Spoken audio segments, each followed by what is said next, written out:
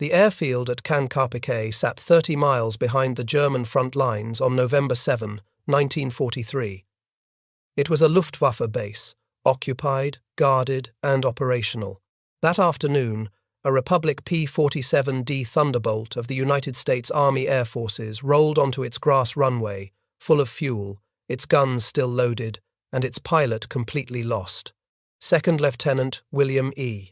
Roach of the 358th Fighter Squadron, 355th Fighter Group, based at Steeple Morden in Cambridgeshire, England, had flown south across the Channel that day on an escort mission to a target in northern France.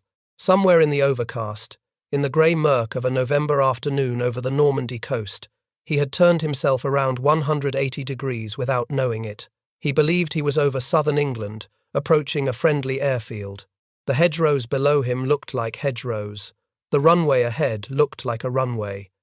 He set the aircraft down because the fuel state demanded it, and he was, as far as he knew, home. He was not.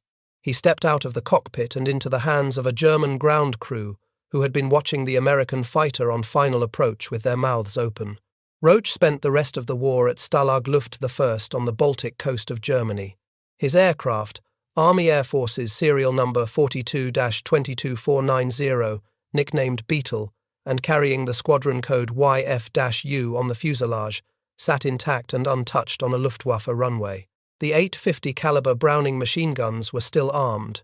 The Pratt & Whitney R2800 double Wasp engine was still warm, ticking as it cooled in the November air. 3 days later, a priority message from the German command reached Erprobungsstelle der Luftwaffe Rechlin on the Müritzsee in the state of Mecklenburg, roughly 300 miles to the northeast.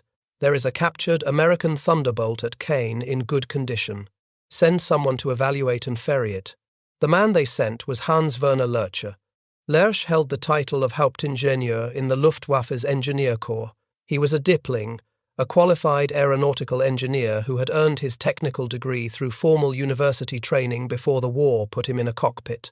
He had been at Rechlin since the late 1930s, recruited specifically because of his engineering credentials, and built into the establishment's principal test pilot for captured Allied machines as the war widened and the stream of enemy aircraft requiring systematic evaluation grew heavier. By November of 43, he had flown more than 125 different aircraft types. That number requires a moment's consideration.